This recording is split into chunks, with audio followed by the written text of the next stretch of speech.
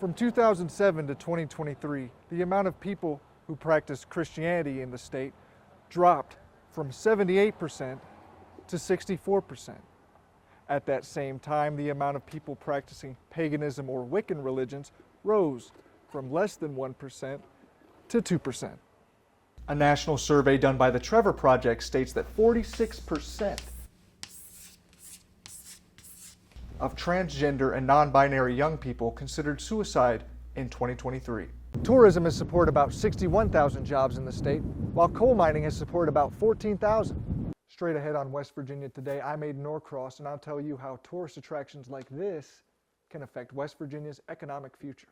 Coming up on West Virginia Today, I'm Ayden Norcross, and I'll tell you about how tourist attractions like this can affect West Virginia's economic future. Coming up, I'm Ayden Norcross, and I'll tell you how tourist attractions like this can affect West Virginia's economic future. West Virginia Today starts now. West Virginia witches and Halloween enthusiasts are gathering at the Sticks and Stones Day in Davis for ritual, fellowship, magic, and some Halloween fun. I'm real excited about the witches dance and seeing all the people dressed up. From sigil making and tarot cards to a witches dance, the event was filled with magic. Shanae Crossland, owner of Sister Witches Crafting Company and a co-founder of the Sticks and Stones gathering, is a practicing witch and says the event is about bringing people together. It's a scary world out there, and people are searching for something to give them comfort. Although some folks came to the event for fun, for others, belief in magic stretches back generations in their family. In the 18th century, people in Appalachia believed witches put curses on people and objects, specifically guns and livestock. Magic wasn't all bad, though. Anti-witches used rituals to remove these curses and were trusted members of the community. J.L. Tomlin is a history professor teaching a class on early American witchcraft at Fairmont State University. He says witchcraft was common in isolated communities. There's no doctor around if it's hard to get to the next community, and geographic isolation is a big part of colonial Virginia. Resorting to folk magic is kind of what you have at your disposal. Pagan pride festivals are becoming more common in the state in recent years, and some say they may even shine a light on a larger shift in religious beliefs. From 2007 to 2023, the amount of people who practice Christianity in the state dropped from 78% to 64%. At that same time, the amount of people practicing paganism or Wiccan religions rose from less than 1% to 2%. Crossland says the state is experiencing a shift toward greater acceptance for people with her beliefs. These things have always been here, and people like me or people that go a different spiritual path than what they were raised, they've always been there. They've just been kind of quiet about it, and we reached this point to where it was more accepted. Adults and kids alike who attended the event say it was a complete success. Most fun part was probably how the people were dressed. I liked their outfits and stuff. Crossland says she plans to continue the event in the future. Reporting for West Virginia Today, I'm Ayden Norcross in Davis. Quinn Reed is a senior at WVU and came out as non-binary in 2019 after graduating from Woodrow Wilson High School in Beckley, West Virginia. Reed says that in their hometown, their gender identity was met with pushback. They now worry that things will only get worse for the community now that Senate Bill 154 has taken effect. I think people are scared and they don't understand something, and therefore they want to demonize it, villainize it, and get rid of it. For members of the legislature, debate over Senate Bill 154 was heated. Senator Amy Grady, a Republican from Mason County, proposed the bill and said its purpose was to make sure parents have a say in what their children are being taught in schools that may impact their lives. As a parent of 3 young kids, I take my constitutional rights of making decisions for those children very seriously. And I have a right, and every single parent has a constitutional right to direct the upbringing of my kids. Activists in the LGBTQ community say they oppose the law, not because of how parents raise their children, but because of its potential impacts on young people's health. A national survey done by the Trevor Project states that 46% of transgender and non-binary young people considered suicide in 2023.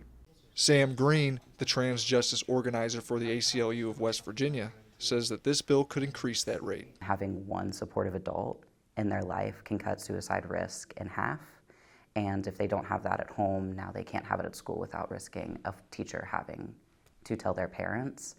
And it completely removes all safety nets for trans youth to be able to be themselves safely. Senator Eric Tarr, a Republican from Putnam County, co-sponsored the bill. He says if a child is having mental health issues, it's even more reason for a parent to be aware of the challenges they are facing. To me, that's abusive, especially when you have those same healthcare professionals coming in and saying the reason they need to do it is because the child's suicidal. So there's certainly mental health issues around this that need to be addressed, and if a child is having those type of challenges, the parent needs to know it. But for activists, it's about more than mental health. According to the National Coalition for the Homeless, LGBTQ youth are 120% more likely to experience homelessness, and 40% of homeless youth identify as LGBTQ.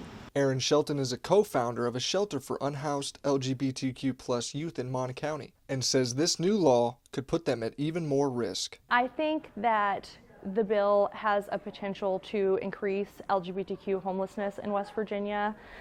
We see a lot of queer kids who are kicked out of their homes because of their sexuality or gender identity. The Rainbow House has received more applications and calls asking how to apply for housing in the months after the bill passed. As for Quinn Reed, they have found WVU's College of Creative Arts and Media to be an inclusive and respectful environment, and they hope that others in the state can find supportive communities of their own. For West Virginia Today, I'm Ayden Norcross in Morgantown. In the Canaan Valley in Davis, winter is designated as the ski season, bringing tourists and locals together to enjoy the slopes. Before snow starts falling, the Whitegrass Ski and Touring Center is busy getting prepared.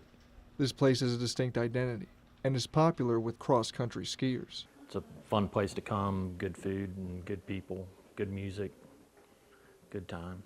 The owner and operator of Whitegrass, Chip Chase, worked his way up from being a farmhand on the land where the center stands today and says he can now employ others. You know, we started out real simple here, and my wife and I, and eventually my kids, we did everything here. And now we hire people to help, and then we're still innovators, and we still like to work too, but we don't have to do everything ourselves anymore. We can pass that on, and then we're providing employment. Skiing isn't the only attraction drawing people to the state. West Virginia's natural beauty brought 77 million visitors to the state in 2024, up nearly 2.5 million from 2023. These visitors spent more than $6 billion in the state and have generated more than $1 billion in tax revenues.